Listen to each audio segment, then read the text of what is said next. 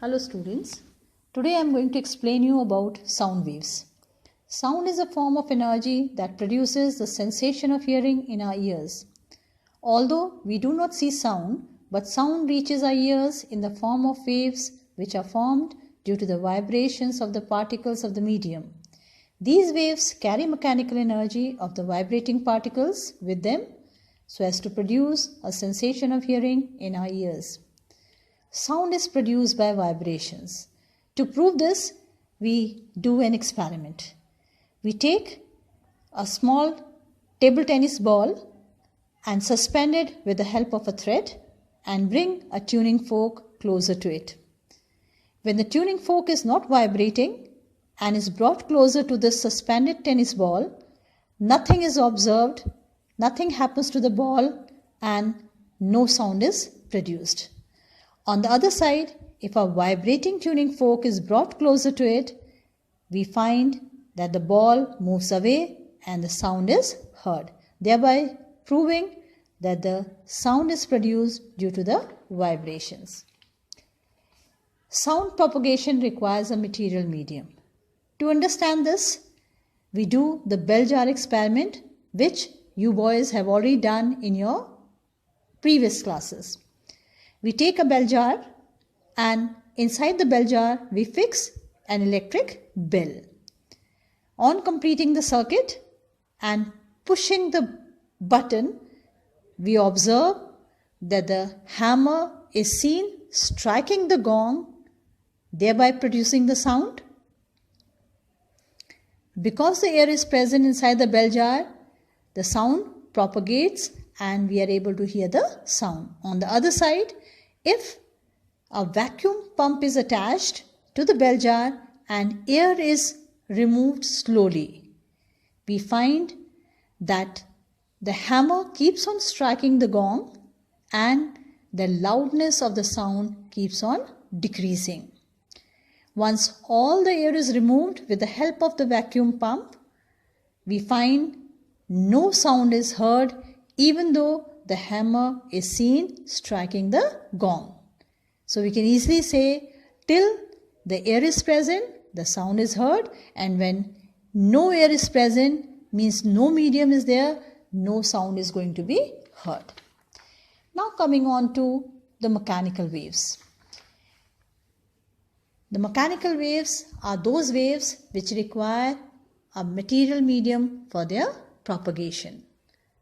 The mechanical waves are of two types, the longitudinal waves and transverse waves. If the vibrations of the medium particles are along the direction of propagation of the wave, thus forming compressions and rarefactions in the medium, the wave is called longitudinal wave. One compression and one rarefaction forms one longitudinal wave. A very common example is sound waves in air are longitudinal waves. Sound waves in solid and inside a liquid are also longitudinal waves. Whereas the transverse wave, we can say if the medium particles vibrate normal to the direction of propagation of wave, forming crest and troughs, the wave is called transverse wave.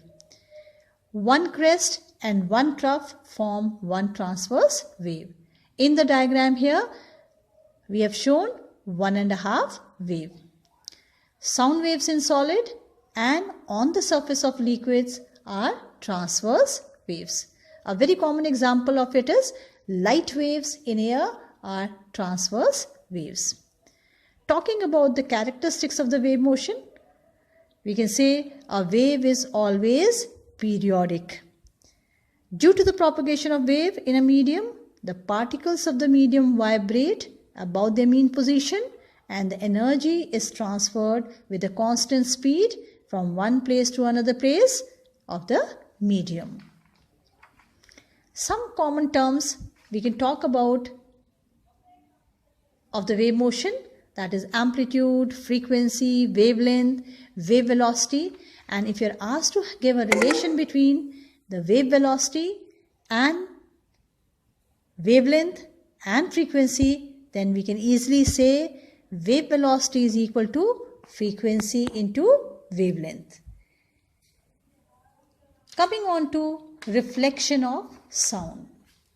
The return of sound waves on striking a surface such as wall, metal sheet, plywood, etc. back into the same medium is called the reflection of sound wave. Sound waves follow the laws of reflection in the same manner as the light. Based on reflection of light, we have a very common concept called echo. And it is defined as the sound heard after reflection from a distant obstacle after the original sound has ceased is called an echo. And the important condition for hearing an echo is that the reflected sound should reach the ear at least 0.1 second after the original sound is heard. The formula for calculating the numerical problems of echo can be given as V is equal to double D divided by T. That means V is equal to 2D divided by T, where V is the velocity, D is the distance and T is the time. The echoes can be used for sound ranging and echo depth sounding by using ultrasonic waves. And ultrasonic waves are the waves having the frequency above 20,000 Hertz, whereas the sound waves having the frequency range between 20 Hertz to 20,000 Hertz are known as the audible range for human beings. Ultrasonics are used for sound ranging and echo depth sounding because of the important properties they possess.